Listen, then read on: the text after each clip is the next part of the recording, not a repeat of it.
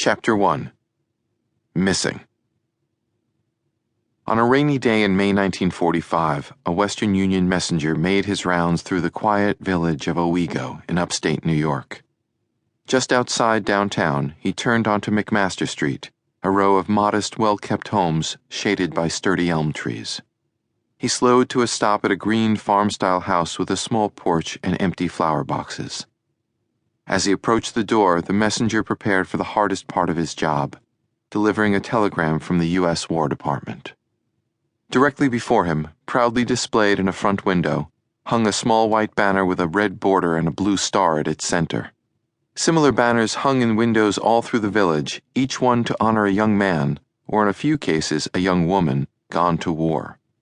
American troops had been fighting in World War II since 1941, and some Blue Star banners had already been replaced by banners with gold stars, signifying a loss for a larger gain and a permanently empty place at a family's dinner table. Inside the Blue Star home where the messenger stood was Patrick Hastings, a 68-year-old widower.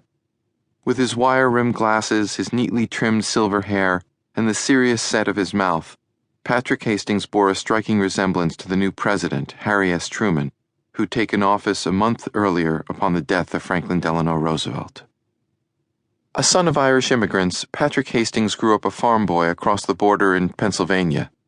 After a long engagement, he married his sweetheart, schoolteacher Julia Hickey, and they'd moved to Owego to find work and raise a family. As the years passed, Patrick rose through the maintenance department at a local factory owned by the Endicott Johnson Shoe Company, which churned out combat boots and officers' dress shoes for the U.S. Army.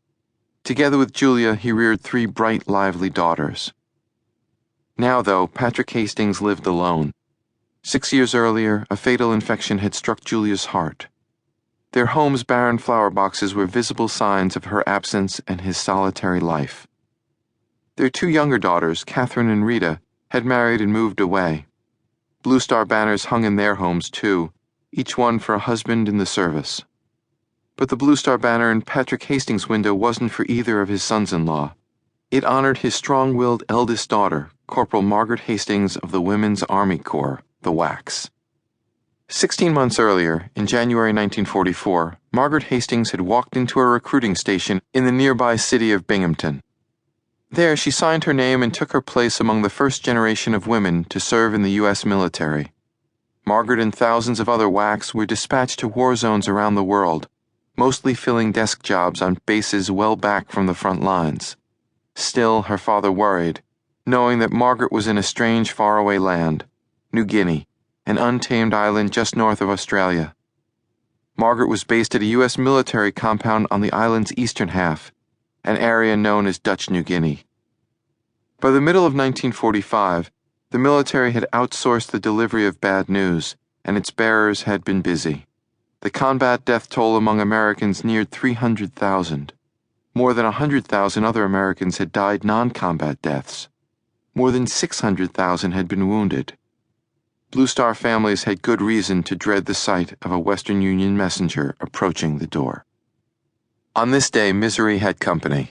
As the messenger rang Patrick Hastings' doorbell, Western Union couriers with nearly identical telegrams were en route to 23 other Star Banner homes with loved ones in Dutch New Guinea.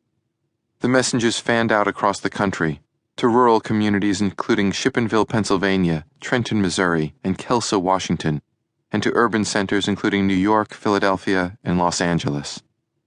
Each message offered a nod toward sympathy camouflaged by the clipped tone of a military communique.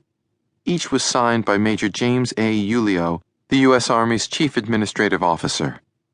Patrick Hastings held the pale yellow telegram in his calloused hands. It read, "The Secretary of War desires me to express his deep regret that your daughter, Corporal Hastings Margaret J., has been missing in Dutch New Guinea, 13 May 45. If further details or other information are received, you will be promptly notified. Confirming letter follows." When Owego's newspaper learned of the telegram, Patrick Hastings told a reporter about Margaret's most recent letter home. In it, she described a recreational flight up the New Guinea coast and wrote that she hoped to take another sightseeing trip soon. In mentioning the letter, Patrick Hastings' message was clear.